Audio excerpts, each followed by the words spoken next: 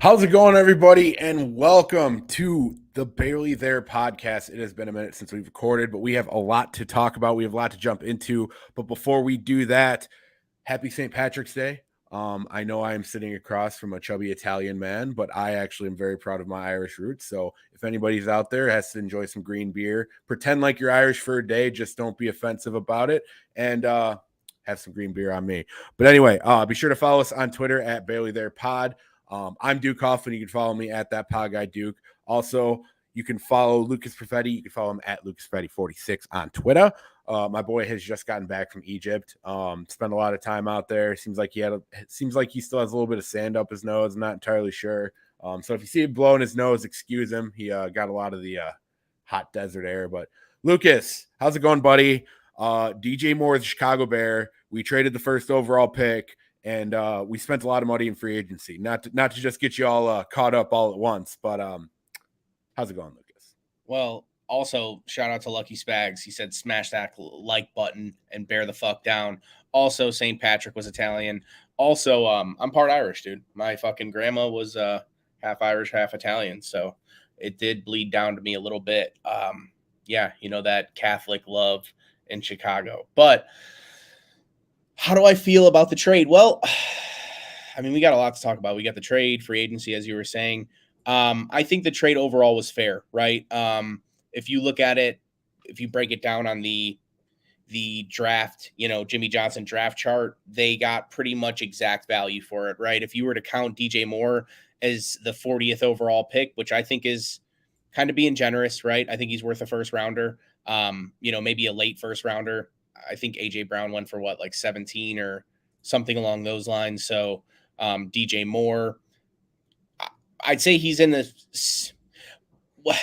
I guess let me backtrack because I think AJ Brown didn't explode until he got to the Eagles. And if you look at DJ Moore and AJ Brown's stats, they're pretty comparable after 4 years. I always have been a huge AJ Brown fan. So, but I digress. I think that is an interesting fact, right? Like AJ Brown really didn't explode until he got paid, got prioritized by an offense, someone that put high value on him, right? He's had some trouble in Carolina. So I think overall it's a fair trade, right? I think if anything, the Bears might have gotten a little bit extra. People were saying it was a fleece one way or the other. I don't think it was a fleece at all. I do think, I think everyone would have liked 39 over 61, but that would be valuing DJ Moore pretty low in the trade. And it does make it hairy when you look at players involved. But overall, I think, it's a fair value, right? You got an extra one, an extra two, and a late two this year. So you got 2 1s, 2 2s, and a good true wide receiver one, right? Like, I don't know if we can put him in the top 15 or even top 20 at this point, but he's definitely there. Like, he's definitely one of the best 32. He's top 32, no doubt about that. I think he's in the early 20s.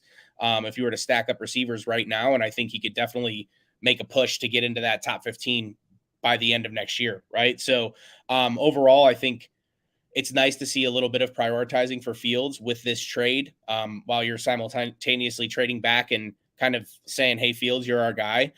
You're also giving him a piece at the same time. So overall, I think it was a fair value, right? What's Derek asking here? Yeah, I could take that from Derek if you. Yeah, for sure. Go ahead. I've known Derek for a good while. Good dude. Let me just read the question for the people listening and that aren't watching. Can you explain why a team would give away the first draft pick? Did they make out with that trade? I honestly don't know. Love you, Duke. Yeah, no, and Derek's always been pretty honest about stuff like that. So I guess the best way I can explain it. So when I first saw the trade, it's kind of funny because like I saw the breakdown that I think Rappaport did put out right away, kind of breaking down what the trade was. It was number 9 pick, number 61 pick, 2024 first, 2025 second rounder, and then just kind of sneaked at the bottom there, wide receiver DJ Moore. So like I see like the top of it, and I'm like, okay, all right, we just traded the first overall pick. Like how, like, not loving this list I'm looking at right now. And then I see DJ Moore at the bottom of it, and I'm like, that's why. That works. That's why. That makes a lot of sense. The value kind of adds up there. I think a lot of us were kind of pipe dreaming there for a while. And Derek, to answer your question in the shortest way possible, the Bears aren't winning a Super Bowl next year, and we're not one player away. So this is really a situation where we're kind of setting ourselves up for the next few years to be able to kind of gradually build our team.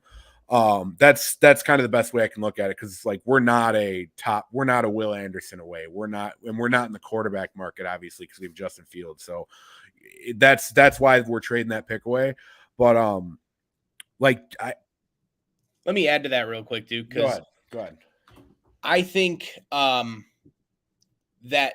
the trade needed to happen, and realistically, this, like, if you look at the quarterbacks in this class versus other classes, right, or perfect prospects, and you could look at maybe what Washington got for RG3. I think people are really underselling what RG3 was as a prospect, just because of what Andrew Luck was as a prospect. And Andrew Luck, John Elway, Peyton Manning, and scratching the surface, Trevor Lawrence were all looked at as like perfect prospects, right? And Bryce Young, I would say, is a tier or two below that. Same thing with like Joe. I would say like it would go kind of in terms of what you're looking at as a prospect, not pro players, but Trevor Lawrence was like up there in recent history, then Joe Burrow, then Bryce Young. While he's a very, very high end prospect, I wouldn't put him up there with the untouchable type prospects. And honestly, those are the type of prospects that you would consider moving on from Fields for. So I think it was a trade that was necessary, and they got enough value for it in general. Well, dude, and to keep it completely simple, like CJ Stroud, Bryce Young, those guys might have good careers. They're not like Andrew Luck type level prospect. They're not the Trevor Lawrence level prospect. They're not the RG3 level prospect. And I think people kind of lose sight of that because, it's the most recent college quarterback they've seen do great. You know what I mean? Like RG3 was a fucking wagon. He wasn't even necessarily on a great team. Baylor wasn't like necessarily setting the world on fire, and he was still like a surefire top 2 pick. And he would have been a surefire number 1 had he not just happened to share a draft class with one of the most hyped up quarterback prospects since Peyton Manning and fucking Andrew Luck. You know what I mean?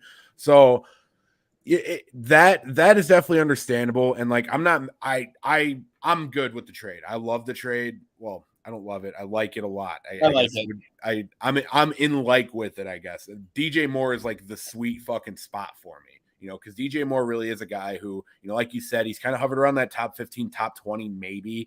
But, he's had Baker Mayfield, Sam Darnold, PJ Walker, guys who are barely in the NFL throwing him the football. You know what I mean? Like, I'm talking 2 first-round quarterbacks didn't pan out for their first team, and PJ Walker, who was an XFL guy. You know what I mean? And nothing against PJ Walker. We just happen to have him on our football team. We're gonna talk about that here in a little bit. But I mean, it's just kind of the reality of it, So when you bring him into 39 instead of 61, I think it would have been a bend over job, which I would have preferred. But like I said, I think it was a fair trade. Yeah, and I think that's kind of what we got because of DJ Moore. Plus, we got a first round pick in 2025, which I thought was one of the more important parts of that entire ordeal because we needed to have that thing down the road. And we've had just such this abundance of not having first round picks for like the last 10 years, it feels like.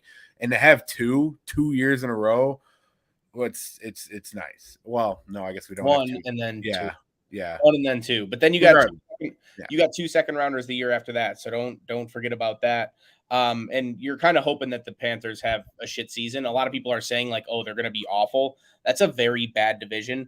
Hopefully Derek Carr can take the Saints to the promised land. And I do think the Saints are the best team, but like the Bucks are completely garbage. Oh, I'm the biggest Derek Carr fan this year because the only way this trade really hurts is if the Panthers win the division, like something happens, the Saints fall off completely. The Falcons did spend quite a bit of money there too, but I like, if you look at it from the Panthers perspective, they're in theory getting much better at the most important position, and they're losing a lot at the second or third most important position on offense, right? Where their defense is still completely intact and they have some studs. They actually recently signed Von Bell as well.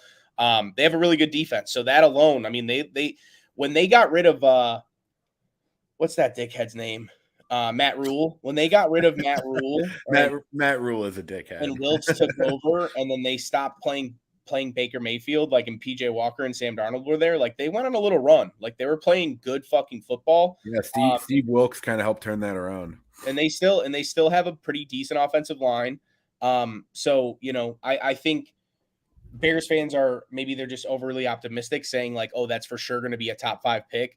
I'm thinking it's going to be like similar to what we got this year, 9, 10, 11. I don't think they're going to be the worst team in the league. And we just need the Saints and the Falcons to win that division, because then it becomes like pick 22 and it's like, fuck. So, and I think there's part of the strategy when we talk about free agents and who we signed is like, let's make sure they can't retain continuity as much as possible on this team. And now you upgraded that coach, you would assume. I like Steve Wilkes. I thought he deserved another year. But Frank Reich, like, he's a good coach. Like, so, we'll and I mean, sorry, I didn't mean to interrupt there. No, go ahead. That's but like, I really do feel like FDU up by 5. Which, holy shit. I can't think about that right now. Sorry, Brian. So I guess my biggest thing with it is we still have a pick that sits in the top 10. I feel like a lot of people were kind of convinced themselves, they were going to sit in the 4 or 5 or whatever.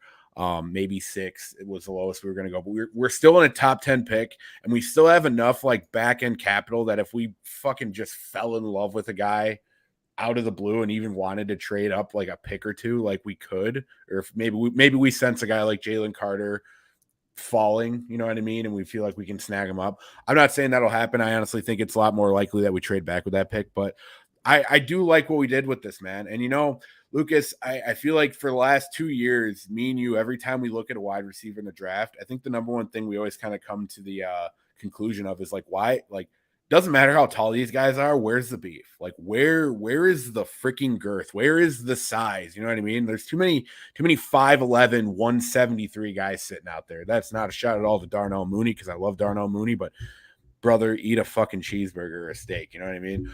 Then you have a guy like DJ Moore, 6 foot 210. This guy just looks like a fucking running back, and he's playing the wide receiver position. Like, he looks like a guy, he's just kind of built strong in all the right places. And I'm not trying to do too much of the eye test here, but like, he looks like a legitimate number one receiver in the current day NFL. I like that you brought up AJ Brown, because that build isn't too far off. You know what I mean? AJ Brown's like 2.25, but yes.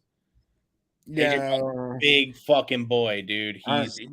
Dude, you overcompensate for AJ Brown a lot. You've said AJ Brown is like 6'3" in the past. So go ahead, look it up for me. But anyway, like, regardless, he's a big boy at receiver. He has the fucking hops to be able to go up and get it. 227, my guy. 17 pounds, whatever. But regardless, DJ Moore is a guy that I really like. I really like this pickup. He's a guy who gets targeted heavy. He's had 3 straight 1,000-yard seasons before this past season. And this is a past season where he had how many different quarterbacks, you know what I mean? So it's a situation where he wasn't necessarily having the best things around him. Kind of had a roster kind of fall apart, a head coaching fall apart. From the top down, the Carolina Panthers are going to be completely gutted for next year. You know what I mean? So like, DJ Moore getting out of there was the best case scenario for him. And he just happens to go to a team that's been dying for that type of production at wide receiver. And he has it in Justin Fields. And Justin Fields made these types of wide receivers work at Ohio State if we're going to be that far into it too. So I really like the trade. I think we can get creative with the entire draft process. I think we saw Ryan Poles get creative with the draft process last year and get a lot of value from his picks. While I'm obviously in the camp that I want him to go defense, I'm really happy with where we're headed going into the draft right now. It's Aquapana Ricotta. He's asking if I'm drinking Casamigos. No, I wouldn't just be facing Casamigos. Just some high end Italian water. But yeah, no, I agree, and I think realistically, unless someone falls, not that we're going to get into a ton of draft talk, but unless someone falls like a Jalen Carter, I don't see us doing anything but trading back. And that's if there are suitors, right? Because I think you need a couple more strikes at the pot, as we're going to talk about in free agency. Still a little bare on the D line. And there are some signings that me and Duke like, and some signings that me and Duke, I don't think there's any that are really, what were we saying pre-show? Really just Travis Homer is the only one that I'm like. Okay, all right. So I don't want to come off as the Travis Homer hater or anything like that. The guy just doesn't do anything for me. Like, everyone was getting excited. Everyone was hyping him up with showing clips of him blocking and stuff like that. Like, that's awesome. You know how many fucking running backs I can find in the league that can block for me? Show me anything else that he can do. You know what I mean? Like, I don't know. I Travis Homer, make me a believer, but like, and you're not an offensive contract anyway, so it's not like you're on my shit list or anything, but like, people were getting way too hyped up about the freaking Travis Homer. He is another returner option. I think that's what he's going to add mostly is his return ability and then some third down shit. Because he's not he hasn't had a ton of catches in his career, right? And Seattle tried to push him down the depth chart as much as they could. Like they kept him at running back 3 every single fucking year, and they had someone leave. Like Chris Carson retires. And this, I'll say that's a team that uses literally every freaking running back on the roster every year. Yeah, and Homer has healthy tops for a 3-4 back. Yeah, no, it's just like it is what it is. And that's the only signing I would say I don't like, but it's very low stakes, so it's whatever. But where should we start? Should we start at the top with the biggest signing, or? So I guess this is how I'll frame it, Lucas. Just because you kind of popped into the free agency right there. But did you want to go back to the? No. Just closing thoughts as far as the draft goes. I like the trade. Lucas liked the trade. All kind of panned out fairly well. There's a lot of people who expected a lot more. I think we get a little bit pipe dreamy, especially sitting on the first round pick. And when you have a guy like Lucas Pefetti telling every Bears fan under the sun that we're the belle of the ball, they start to get really hyped up about it. Got a fucking ton for the pick. No, and we did. And you're right. We were the belle of the ball. It's just, you have people with fucking just giant Jimmy Neutron heads who just cannot people were encapsulate anything outside of us signing Saquon Barkley and getting 3 first-round picks. So big brain, fucking Don. Shout out to Don. But yeah, no, I just, dude, we got a fucking ton for it. And realistically, if we don't get, I think DJ Moore had a really high value. And you get him at a good fucking number too. Like he's only making average over the next 3 years, 17 million.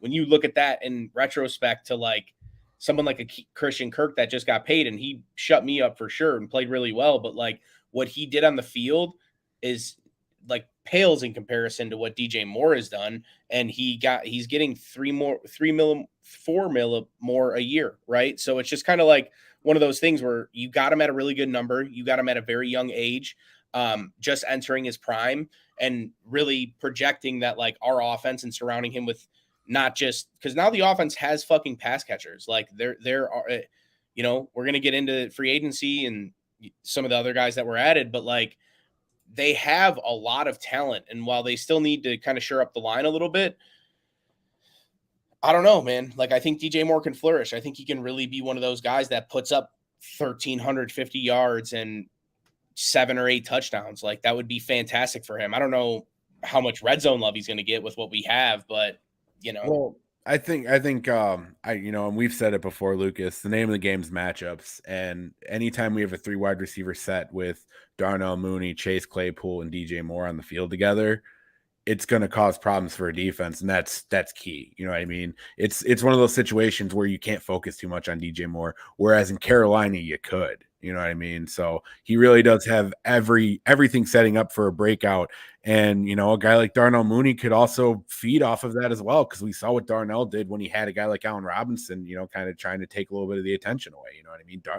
Darnell Mooney's got a pretty similar stat line to what DJ Moore has over the course of his career. And it's a good problem to have in the receiver room right now. I never thought we would be talking about too much talent in the receiver room before the 2023 NFL draft. So overall, really happy with the trade. There is some talent for sure, but I still think for what we've invested in it, I think it could be a lot better.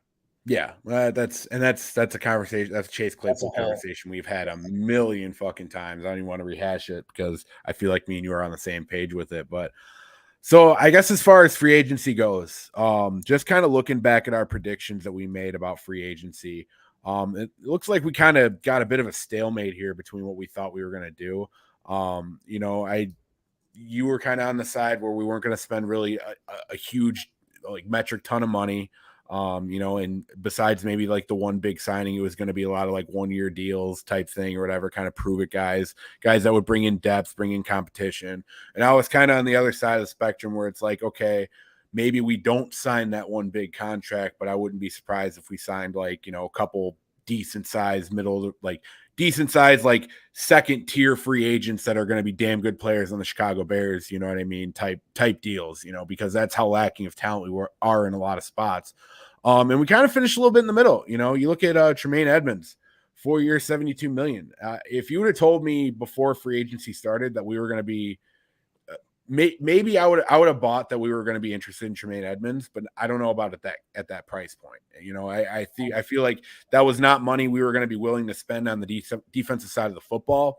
I thought a lot of what Ryan Poles' strategy was going to be going into free agency was we were going to spend heavy on the offensive side of the football to give Fields everything he needs now and try to kind of let our defensive-minded head coach kind of try to build his defense around the draft and not having to spend a lot of money for the next 3-4 years on the defensive side of the football, so we can kind of get things locked up on the offensive side of the football. But I think, like I said, man, it feels like a little bit of a stalemate. You know, the Tremaine Edmonds, that was a pretty big deal.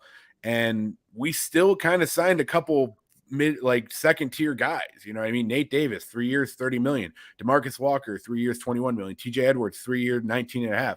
That's not that those are bad contracts, because overall I'm happy with all the players that we signed. And honestly, all these contracts are very doable, especially with how much cap room we have. I guess I'm just more surprised, you know, that this is the way we spent our money and this is how we were going to do it. Not that that's a bad thing at all. You know, I think Poles deserves a lot of credit for actually going out there, putting his meat on the table and actually making some of these contract signings, you know, and solidifying positions like the linebacker room, which, you know, if you ask Bears Twitter what they think of the linebacker room, they think we can just do undrafted free agents every single year and just keep filling fucking guys in. And that's just not a recipe for success. Obviously, you know, and I love seeing Ryan Poles actually put a little bit of fucking stock in the linebacker room. I like seeing that. I genuinely do. I wish it would have been with somebody else, you know, and you can connect the dots on that because it's very painfully obvious who I'm talking about. But I really like to see that type of thing. I'm just more surprised because I thought that money was going to be on the offensive side of the football. Definitely. And you hit on a few things there, but the one that's the freshest in my head is all season after Roquan gets traded. I'll bring up the fucking elephant in the room. After Roquan gets traded, Bears fans are harping about how you don't pay premium contracts to non-premium positions, and off-ball linebacker this, and you can get one in the 3rd round of the draft or the 4th round of the draft, and Jack Sanborn played better than fucking Roquan Smith, and all that fucking shit. Every single person, dude, that just has been kind of, I'm calling it the regime at this point, because if you have one negative thing to say about fucking Ryan Poles or one of his signings, or just the fact that it's a puzzling offseason, like, you're a hypocrite, dude, because the second fucking Tremaine Edmonds was signed, you were like, dude, we got Edwards and Edmonds for fucking $4 million more than Roquan Smith. But no, he invested high premium money into positions that you were saying don't need to be invested in. So you're a fucking hypocrite and you're just falling in line with every single fucking move. Like, I'm more of a realist. I'm going to be objective about things.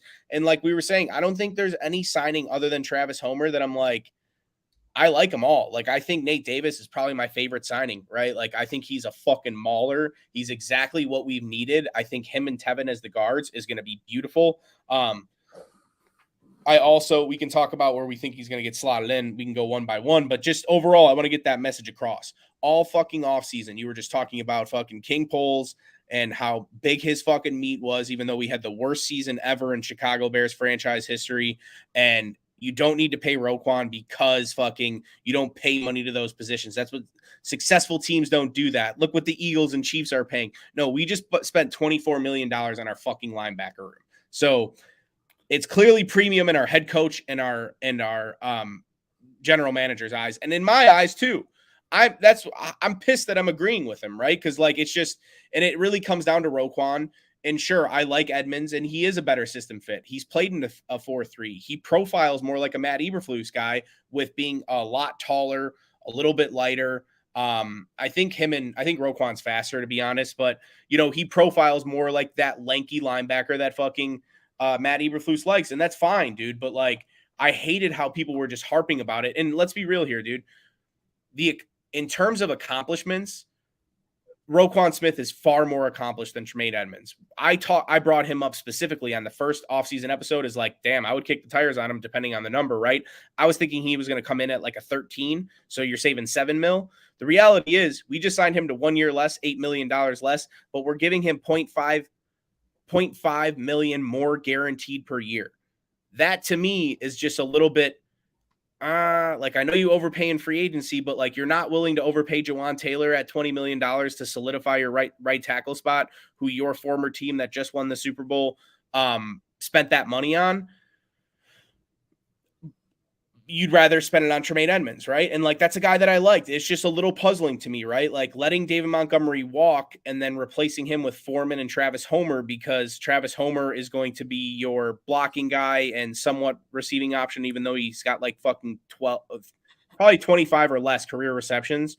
And Deonta Foreman, who I also really, really like the signing. And I know you're going to salivate about him being a former Texas guy, but runs like a badass motherfucker, dude. Simple as that. But he's your between the tackles guy. And it's like you paid essentially $1 million, $2 million less to get rid of a locker room leader. You know, it's just a little bit puzzling to me. And I wanted Montgomery to stay. I'm happy he's with the Lions. He's finally got a sick offensive line to run behind. He's going to go nuts with them. Like, you know, shout out to fucking 32.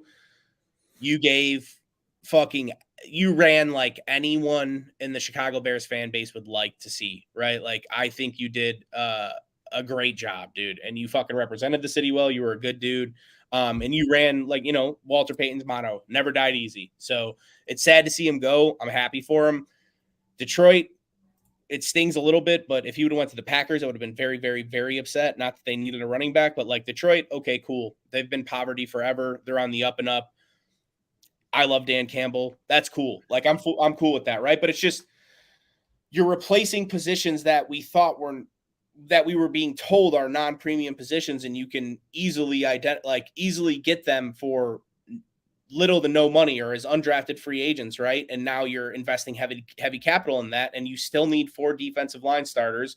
You need a right tackle. You need a center, unless that's going to be Whitehair, who had snapping issues his whole career. You know what I mean? It's just like I'm not able to connect the dots right now on like what the fucking plan is. You know, and I guess, yeah, well, and I guess to kind of bring that all together, especially the point about like everyone talking about not paying a non-premium position, and the whole off-ball linebacker deal, which is just the dumbest thing in the world because every linebacker whose hand isn't in the dirt is an off-ball linebacker. I hate to like really break people's hearts and kind of give them that visualization that that's actually what an off-ball linebacker is, because I feel like a lot of people really fucking saw that like buzzword and ran with it.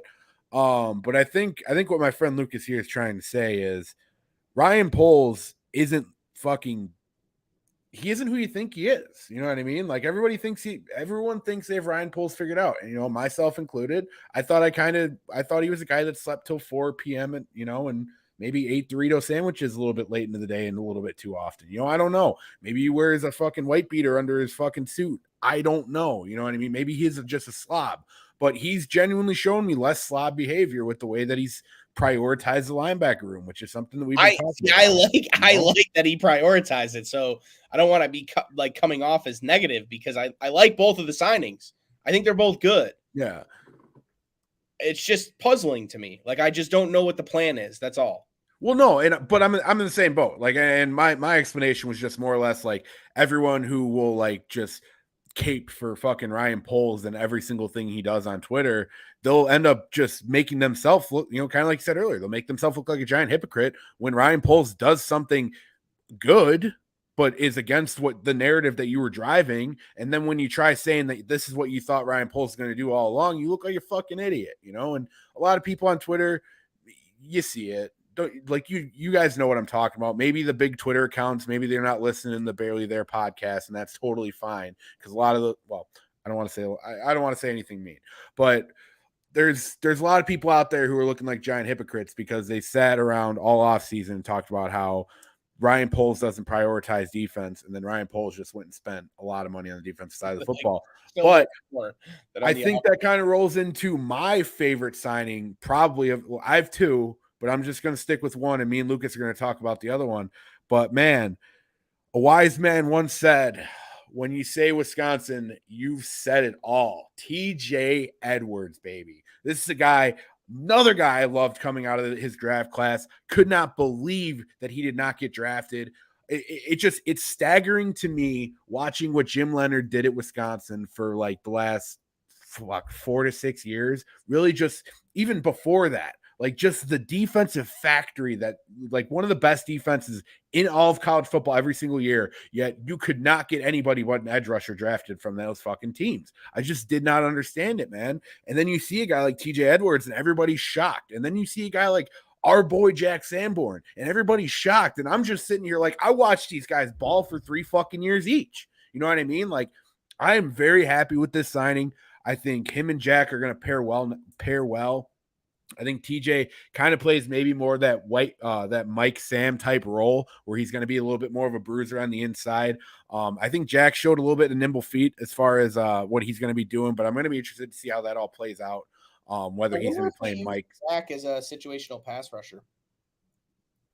Really? On the line. Interesting. It's going to be interesting to see what nickel looks like. You know, is it going to be Edwards out there? Is it going to be Sanborn out there? You know, are they going to mix that up? All I know is the 3 linebackers we currently have in starting positions on the Chicago Bears. I'm happy to have any combination of them on the field at any one time. So if we're a nickel and we have Edmonds and Sanborn out there, or we have Edmonds and Edwards out there, or you know what I mean, or we have Edwards and Sanborn out there, like I'm happy with any sort of combination we get out of that, because I feel like at any point we don't have a liability in the linebacker room, which is just such a far cry from what we were having to deal with last year with like Nicholas Moreau and what was the other dude? I don't want to throw Joe Thomas under a bus because I thought Joe Thomas played well, but they're not meant for that.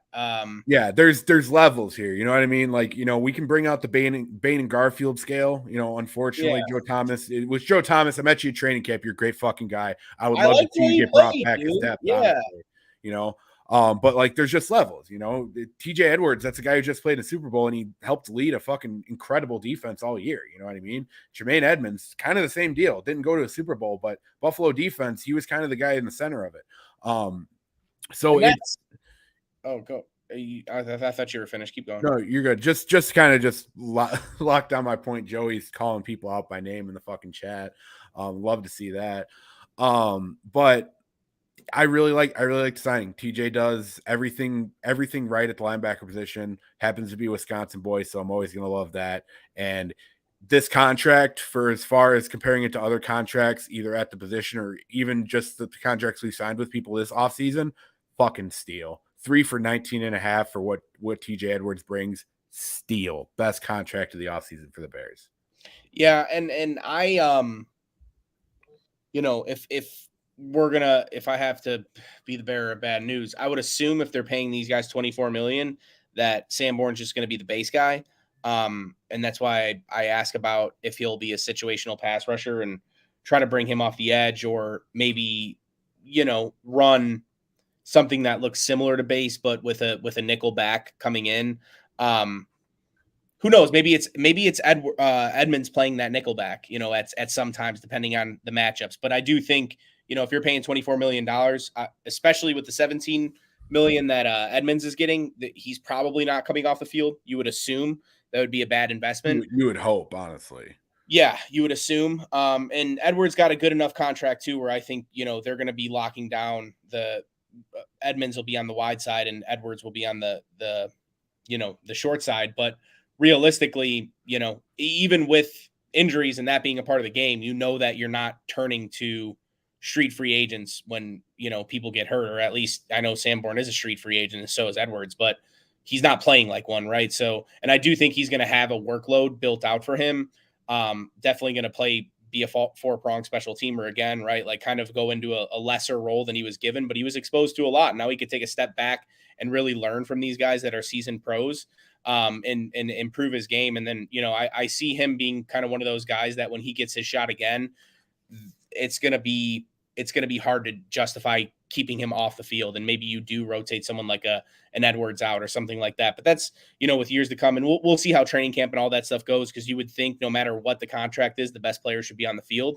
But that's brings me to my next point, and just I don't hate any of the signings. I actually like most of them, but it's just puzzling, right? Because you have these two guys, you just spent $24 million, you have a sick linebacker room, and now we're going to not hear about it, block shedding, but it's going to be a problem, right? Like similar issues the last year that really made a lot of our linebackers look bad.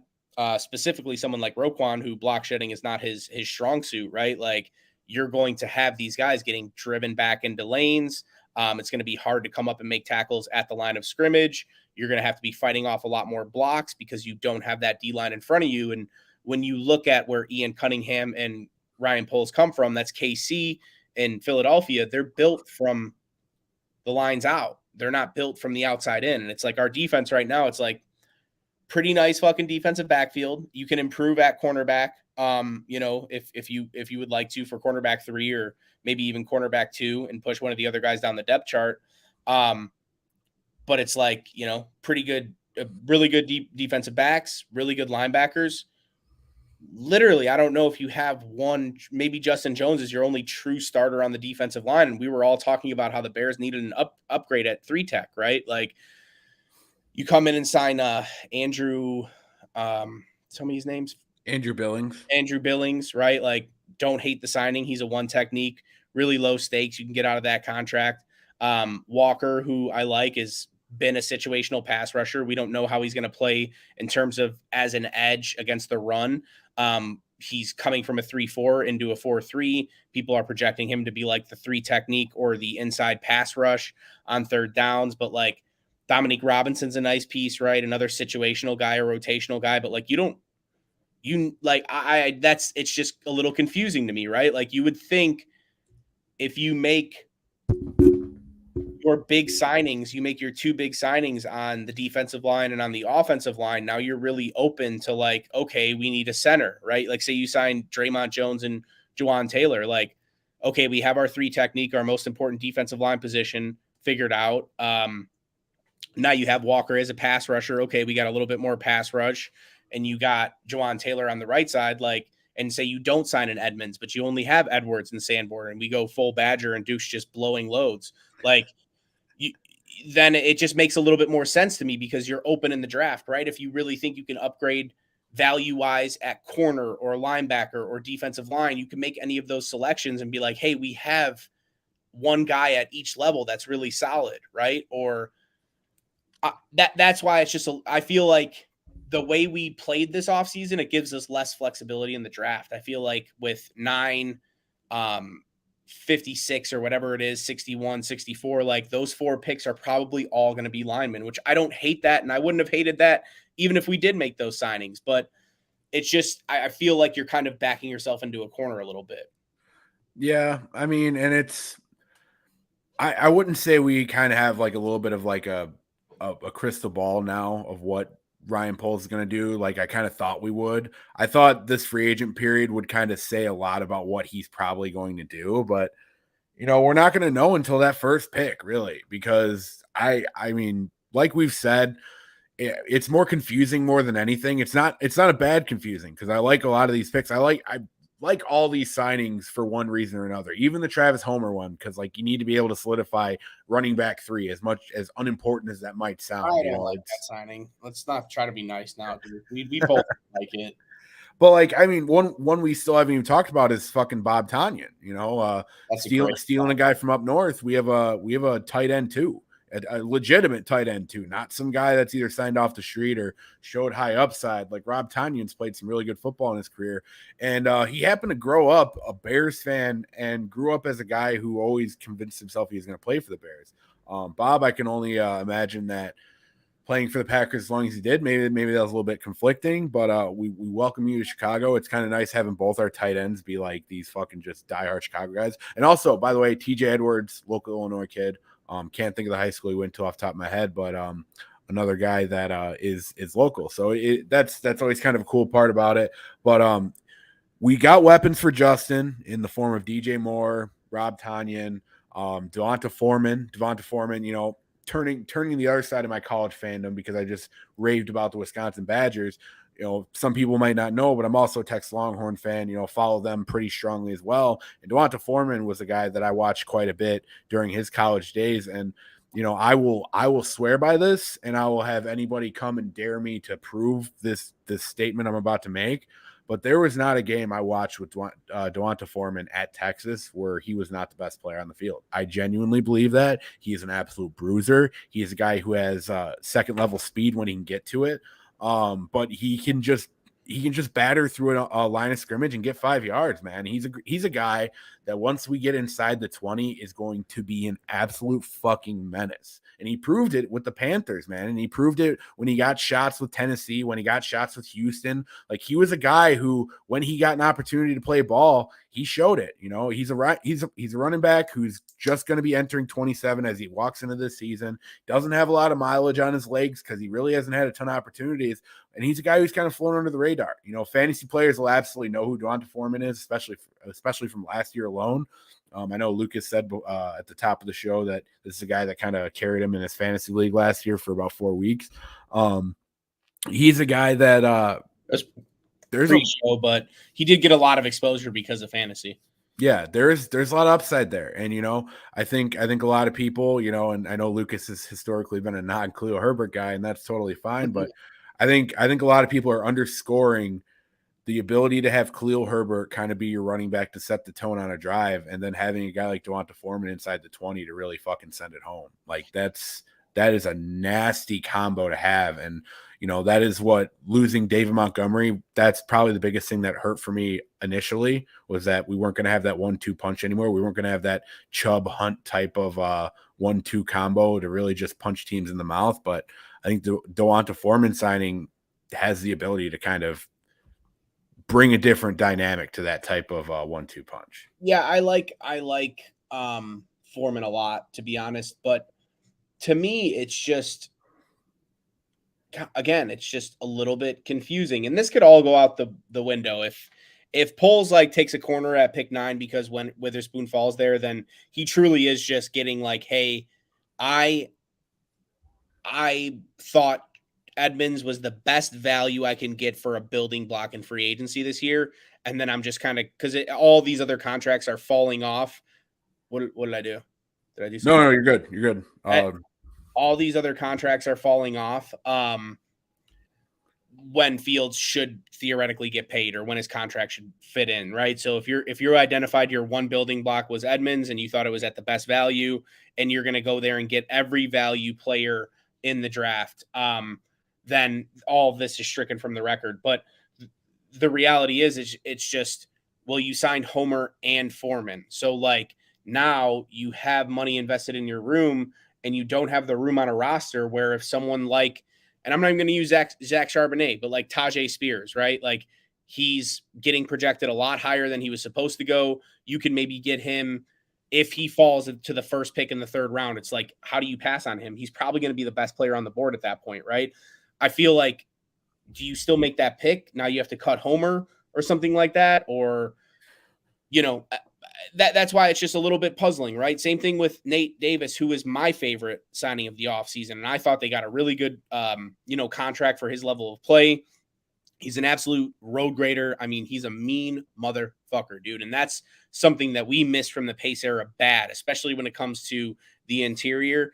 And now you look at we haven't had players like this since a Kyle Long type. And now you have Tevin Jenkins and Nate Davis. And that's I don't know if you've ever seen Shane Falco and Remember the Titans, but that reminds me of the guards. We protect 2 badass motherfuckers that are definitely going to be able to set the tone, especially for the running game. And it looks like the Bears are doubling down on running the ball and playing defense with how they're investing. But to me, it's a little confusing as well, because now you're a little bit more telegraphed, right?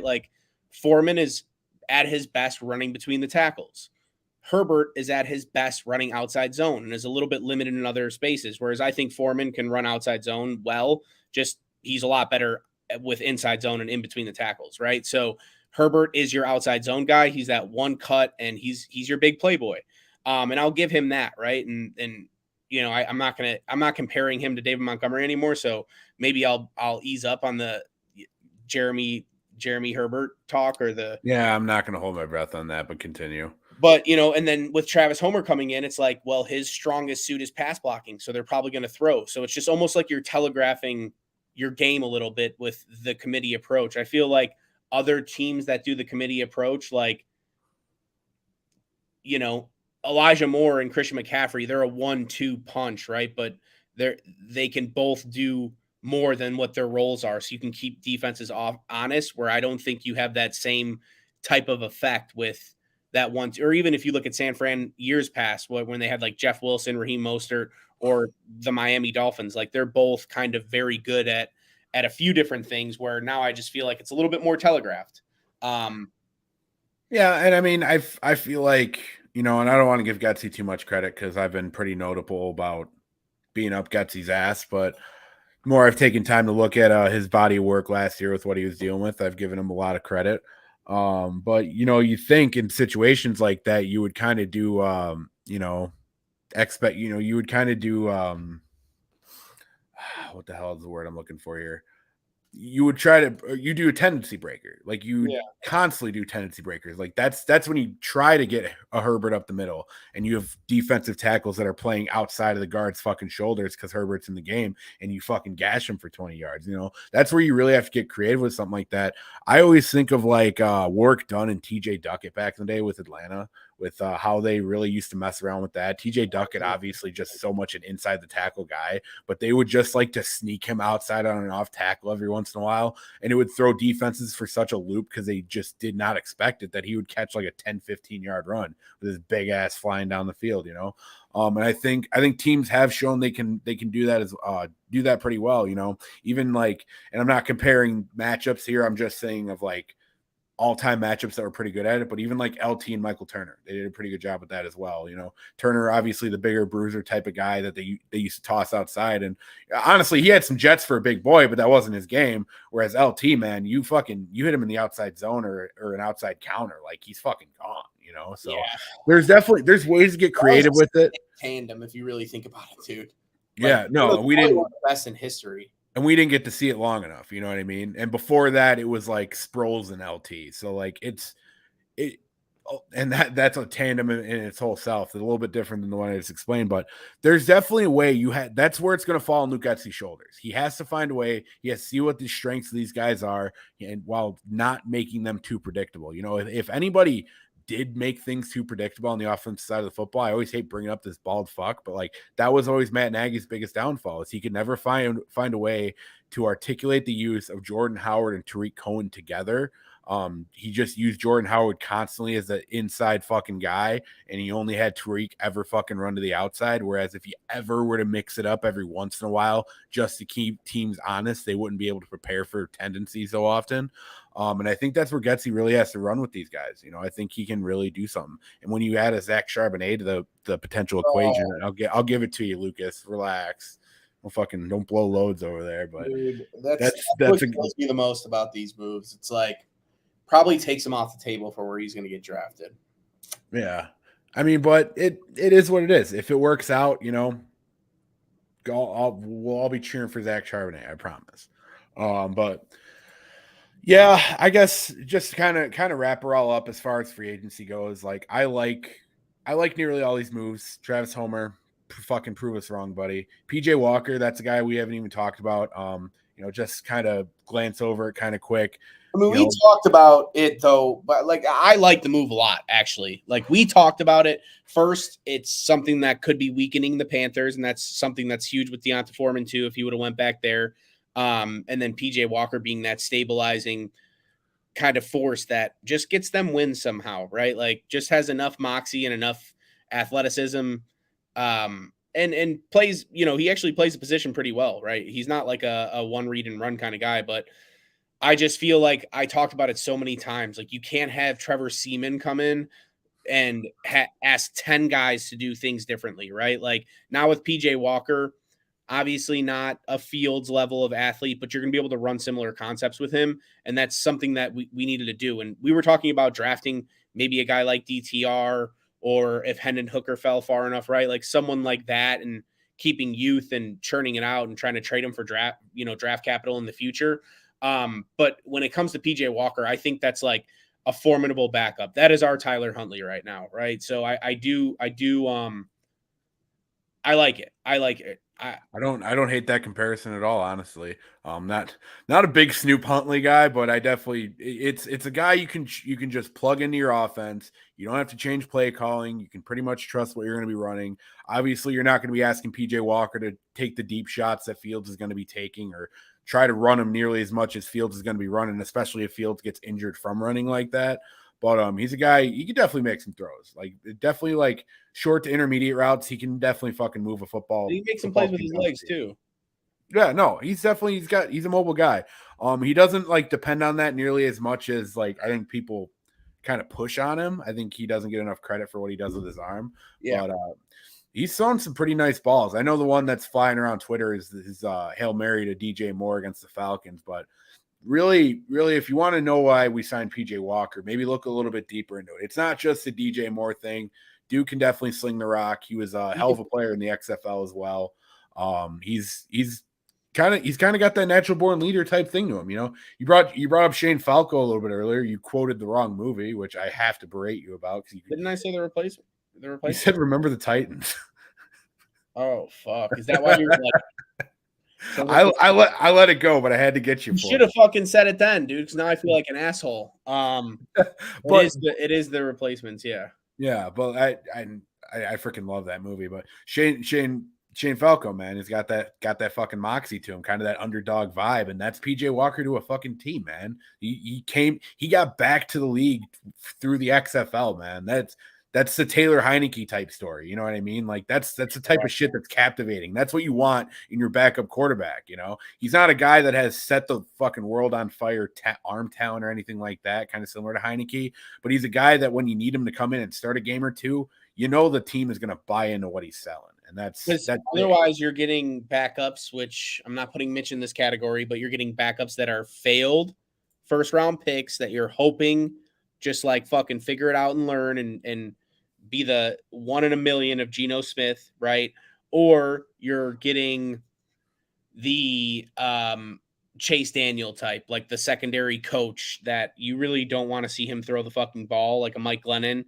Or you get a dude that's fucking scratched and clawed to get his way into the league, get pushed out, brought back in, right? Like kept playing, kept getting after it. Someone that's got something to fucking prove. And if you ever give him a shot, he's playing for a starting job. So I prefer option C.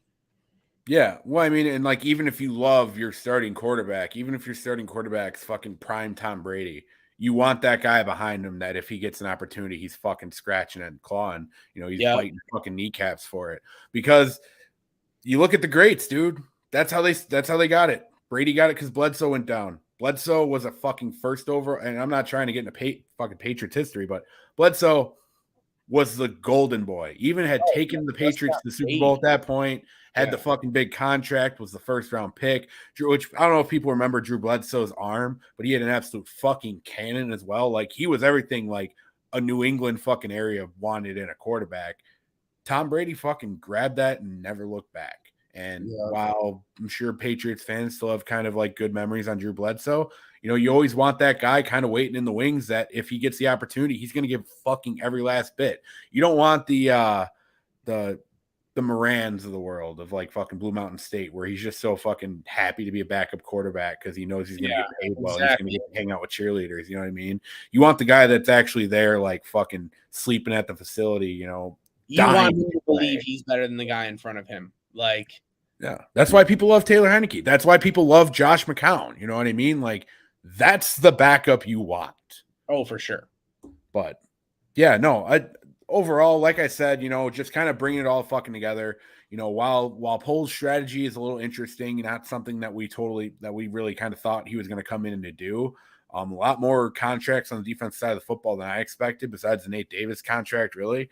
But it makes the draft process a little bit more interesting because I was pretty honed in at the idea that we were looking strong at Jalen Carter, and potentially other defensive players. Even though I knew we were going to trade out that first overall pick, I would not be surprised if we tried fucking going one of those guys if they fell to us. But now it's a little bit up in the air, man. We have a wide open right tackle position right now. or potentially a wide open left tackle position if you get a good enough one. You know what I mean? Like, and that's not knocking Braxton Jones, for the record. And I want to say this now because I don't want any Bears fans who listen to this to think otherwise. I want Braxton Jones to be on the starting offensive line this year. But if somebody is better at left tackle, put Braxton at right. That's the only way I wanted to clear that up. But like, it makes this draft a little bit more interesting because now I don't totally know what he's going to do. Yeah, no, you're right about that. And I guess you could say too, it's fair to say DJ Moore is a part of free agency. Like, it's not, but he did make that significant investment in a pass catcher, and then he made a pretty significant investment in a guard, which, like I said, I thought guard was probably our best two positions, and we could have used the center and a tackle, but nonetheless, it's a good player brought in. So I like that. Like I said, I can't hate on really any of the moves. The Homer one's the one that kills me because, like, if you sign Foreman and you decide that you really like a guy in the draft and he falls to you, then you could take him no problem because you can use him as your third back and kind of have him waiting in the wings like a Kenny Walker, right? But to me, it's just that's the only one that I really can't get on board with. Every other signing, I'm like, yeah, I like Bob Tonyan. I like fucking DJ Moore a lot. I like, I like Nate Davis. I like fucking the linebackers they signed. Like, there's nothing I hate about it, but it's just I'm having trouble connecting the dots is all. Yeah, no, and I think that's where we're both at. I think a lot of people are there. I know a lot of people like to pretend like they know everything that Ryan Poles going to do, but I genuinely think that everyone's kind of thrown for a loop. I remember seeing the TJ Edwards signing. It's like, all right, well, that's our linebacker core. It's Edwards and Sanborn. And then, like an hour or two later, I'm getting a freaking notification. I almost thought it was a fake Adam Schefter account saying the Bears have signed fucking Tremaine Edmonds. And it's like, wait, what? We just signed a linebacker. Holy shit. Like, and I'm excited about it. Love it. But like, at the same time, it's like, that's a lot of fucking money at the linebacker room, but I'm fine with it. I'm a defensive guy. I will continue to be a big believer that a great offense has a great defense behind it as well. It gives you more opportunities. Like, it gives you more chance to make mistakes because your defense is going to get the fucking ball back. And that was what was so nice about, the Lovey era was like, we knew even if the offense was going to be fucking dog shit or ran by Rex Grossman or Kyle Orton or fucking Brian Greasy, we had a defense on the other side of it that was going to get the ball back. You know what I mean? We were going to be able to keep taking shots at least, at the very least. We weren't going to have to take our aggression down because we were scared to not get the ball back. We had a good enough defense to do it. And I think we have potential to be that. I think with Brisker and Bojack in the back end. The whole defensive line first. Yeah, no, that's the key. And that's going to be the draft process. But I think that that's kind of a good spot for us to wrap up here because I think moving forward, unless the Bears do anything crazy moving forward free agency wise, it's draft season, baby. It's officially finally we've been hovering around draft season. It's kind of like summer or spring, like we've gotten those couple nice days here and there, but then it just snows on us again. It's draft season. Like, we're officially in episode 1, and I was supposed to get to speak about the draft in length for the last 4 episodes. So next episode, it will be very minimal on whatever second and third wave free agent signings. And then we are going as deep as possible into this draft. Oh yeah, no, I already have a couple draft simulators bookmarked. I'm going to do multiple different ones just to see what different scenarios we can get. I'm really interested to talk about Jalen Carter because, as I kind of alluded to a little bit on this episode, I think that's an interesting thing that can play out for the Bears because I think the Bears are, regardless, dude, he could have showed up to his pro day and done even worse than he did, and I still feel like the Bears were intrigued by him. So I think, I'll tease it like this. With the way Carter's off the field issues and pro day have gone down, if the Bears only traded down to 4 or 2, you couldn't have really justified picking him over an Anderson or like a Tyree Wilson, something like that, right? But now that they're at 9, and I truly believe they'll be in striking distance for him, it's going to be easy to justify it because if in 2 years he lives up to his projection, and that is as the best player in this draft, it's going to look like a really good fucking move. You know what I mean? Like, you got DJ Moore, Jalen Carter, and a first rounder and a second rounder. Like, it's going to, I just feel like if that's what And I know this is a little contentious because people are upset about, how he was involved in that street racing accident that took people's lives. I get it. It's a sensitive topic. We talked about it last time, but like, if I'm Poles, I'm thinking like, dude, did I just really get DJ Moore and the best player in the draft for this first overall pick? Like, that's maximizing the fuck out of its value. Yeah, no, that's off the charts type stuff. You also have to have faith that he's going to become a pro, right? Like, and your coaching staff's going to be able to manage him as well. You can't just make that pick in good faith. Yeah, 100%. I think Eberflus is going to have a lot of say in that situation as well.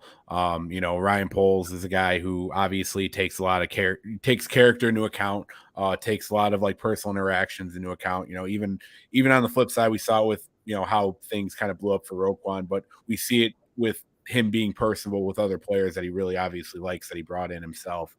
Even with the Ogunjobi signing not panning out last year. So he's definitely a guy that wears it on the sleeve a little bit. So if he were to go after Jalen Carter, I would definitely believe that he did his due diligence. But we'll definitely get into that next week. That's a polarizing topic that I feel like Bears fans are kind of trying to avoid because they've convinced themselves they don't want Jalen Carter anymore. But I think it's a fucking real possibility if he's a real option on the table. Yeah. Yeah. But anyway, this has been the Barely There podcast. I'm starting to lose my voice a little bit. My throat fucking killing me, brother. I've done a lot of podcasting this week. I did Sox on 35th. I was on Sirius XM radio as well. So apologize if my throat's getting a little scratchy here at the end, but I'll give you a good outro, I promise. But be sure to subscribe on Spotify, Apple, anywhere you listen to your podcast. If you listen on ham radio on Google Play, like we'll hook you up, man. We'll let you listen. You might be like three days delayed because I don't know if podcasting wavelengths are getting over to Google Play on time, but we'll get you figured out. Yeah, Lucky Spag, the 108 tournament didn't help me either. That was a whole nother event. It's been a long week for old Dookie boy. Yeah, be sure. If you follow me on Twitter, were you booing because fucking Purdue got upset? Yes. Dude, before you close this out, the Big Ten is so overhyped in every fucking tournament, every single year, and they get taint slapped. Literally get destroyed in the first two rounds, and I'm fucking sick of it, dude. I am sick of it. They should concede to the Little 10. They also get their fucking shit slapped around in the playoffs, in bowl season, all that stuff. They need SC and UCLA so fucking bad to salvage some pride, dude. I'm fucking sick of the Big Ten. I hate you so much. Dude, tell me I'm wrong. I don't hate you because you're wrong. I hate you because fucking there's a lot of truth in what you just said, and I'm a notorious Big Ten guy. So I will always defend the talent that comes out of the Big Ten. As far as team success, that's a whole different story. I do think there's a lot of talent in the Big Ten, especially when you're looking at the lines. Yeah, plus Wisconsin, man, big dick Fick. So it's all about to turn around. We're about to fucking make a natty title run. But yeah, this has been the Barely There podcast. I already gave you all the plugs. If you're watching on YouTube, be sure to subscribe. Hit the comments. Lucky Spag's been commenting on everything that we've been doing because he's just the best fucking fan in the world. Also, be sure to keep an eye on everything me and Lucas are doing. I'm Duke Coughlin. You can follow me at that pod guy Duke. That's Lucas Pefetti, the Ayatollah of Capicola, the Salami Swami. You can follow him at Lucas Pefetti 46. This has been Barely There, and bear down. Bear down.